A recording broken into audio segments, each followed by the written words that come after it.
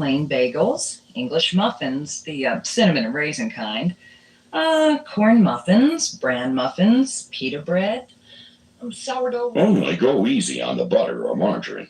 Anything fatty reduces the intended effect of the carbohydrates, which is to increase serotonin. Very light on the butter or margarine, right? I also got a good lunch menu. For lunch, macaroni and cheese, pasta salad, mashed, broiled, or baked potato, steamed white or brown rice. No late afternoon snacks? Oh, sure. Popcorn, pretzels, saltines, graham crackers, breadsticks. How about a good anti-stress dinner?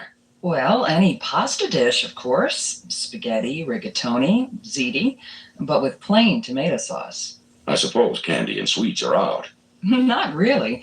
If Jack wanted to, he could nibble on licorice, caramels, candy corn, gumdrops, jelly beans, marshmallows. How about a few cakes and cookies?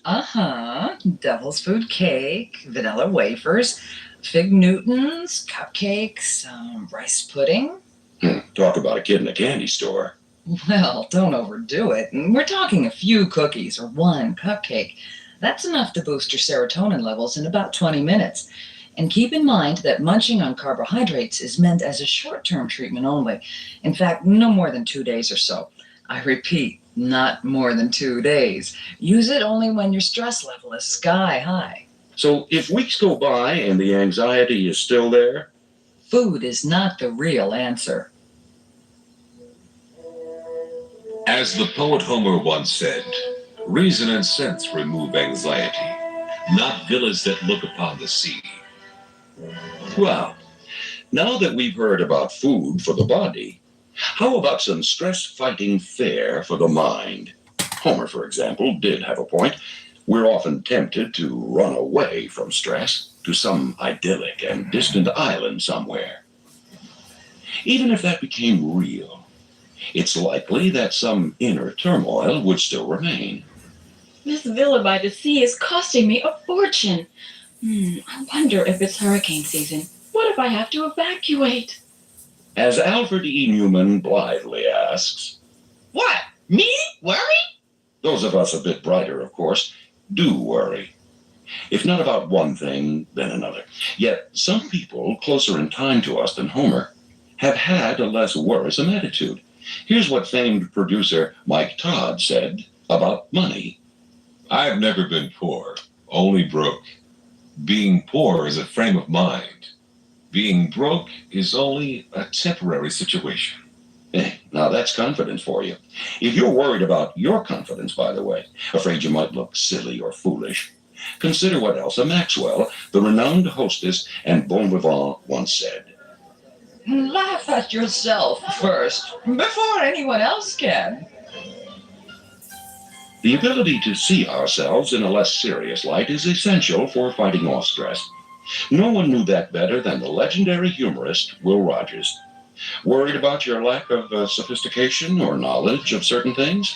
Listen to Will's perspective. Everybody's ignorant, only on different subjects. Let's move on to an exercise designed to help you relieve stress with humor. Our thanks, by the way, to Dr. Barbara Makoff, author and a leading exponent of humor as therapy. Here's a few tips from Dr. Makoff on how to get some quick and comic relief. Your idea for the Baker account. Yeah, I read it. Frankly, it needs work. Look, why not just let Claire handle it, okay? Did someone really undo your day? In that case, get your funny bone tickled before the day is done. For instance, imagine the scene with your boss as if it were some absurd comedy. Hey, Claire, that's my account you've got. I'm sorry, I don't think so. It is too. It is not. is too. Is not. That does it. I'm calling the cops.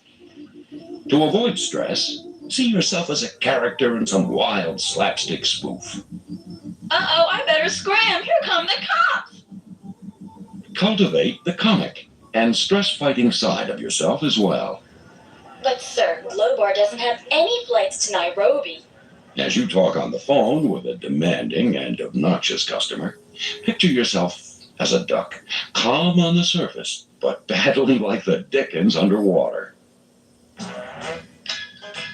Another tension-eating fantasy? Select theme music that describes the people and situations you deal with.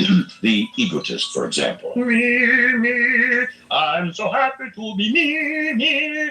I'm glad that The lady killer. So, you're Kathy, huh? Well, hi, Kathy. I'm Ralph. Of course, my real friends call me Ral. The dream. And I'm sure we'll have no trouble meeting our goals this year. What with all the energy and enthusiasm that this company is giving. At home, try and step outside those tense moments when you're this close to a major spat. Look, I'm sick and tired of being criticized. Criticized? I said your tie was crooked. Wow, quick, a dash of humor. Like what? Well, why not pretend there's a third party there?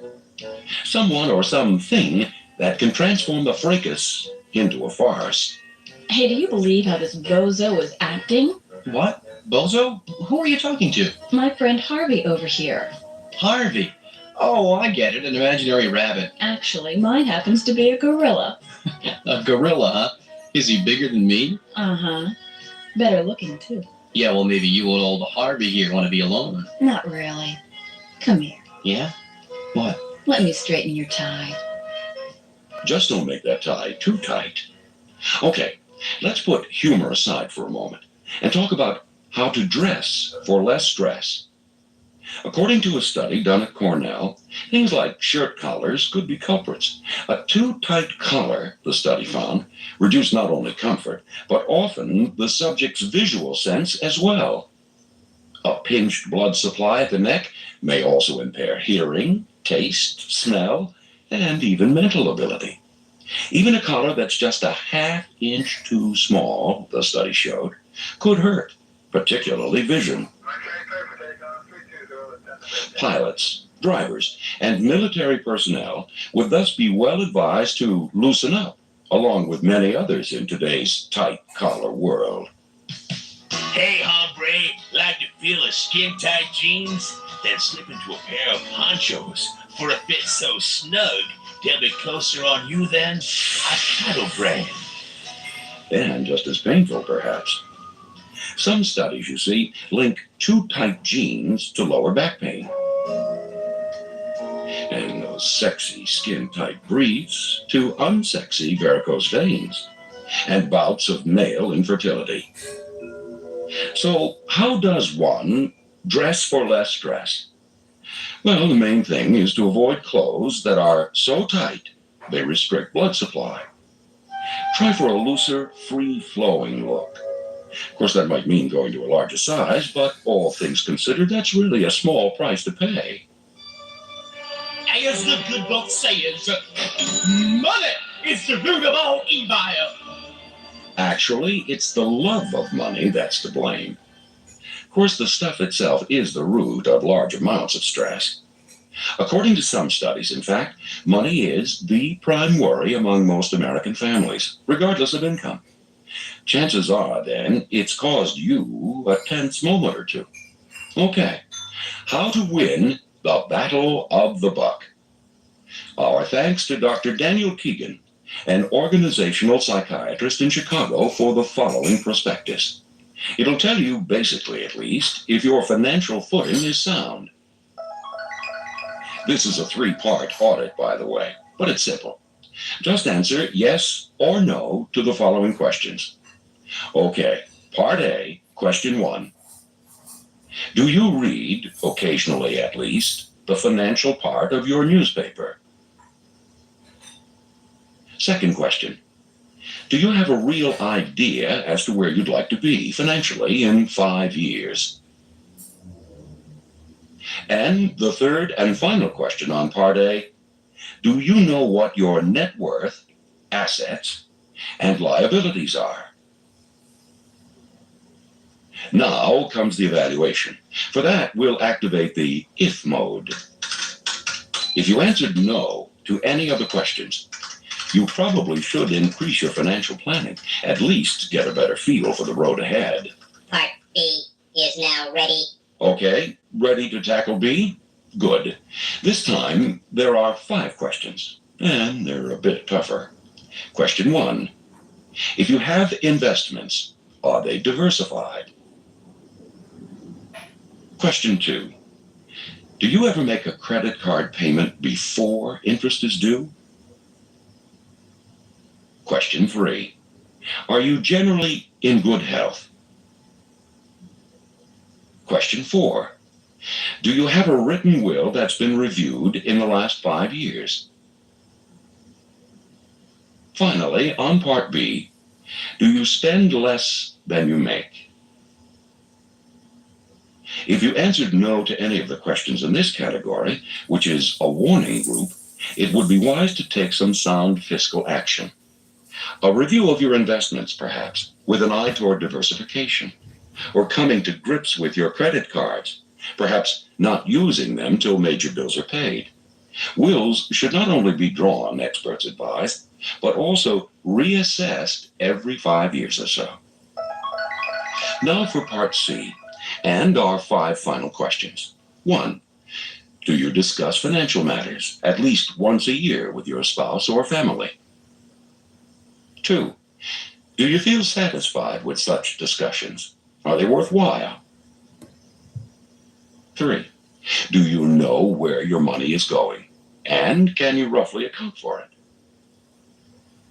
4. Do you trust your spouse to handle the finances? And 5. If you're worried about money matters, are you taking positive steps that can help? Well, it should be clear that a no to any of those 5 could reveal a basic source of stress.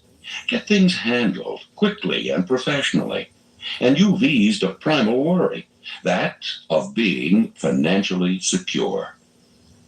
Let's see, telephone bill, car payment, rent, better pay that. How about your bill to yourself? Many therapists suggest a token reward, at least for the work you've done. In fact, make paying yourself a priority. Take a few dollars from the top of each pay period and spend it any way you want. Popcorn, peanuts, get your peanuts here. Popcorn. After all, you've earned it, and it pays off in less stress. As you can see, you're not helpless in the face of stress. There are all kinds of things you can do about it, from changing your diet to changing your clothes and developing a sense of humor. Taking charge of the things in your life that cause stress, like money, can also make a difference. But when you are filled with stress, you need to know how to diffuse it. Turn this cassette over to side 2 and learn some techniques that will send you to Cloud 9.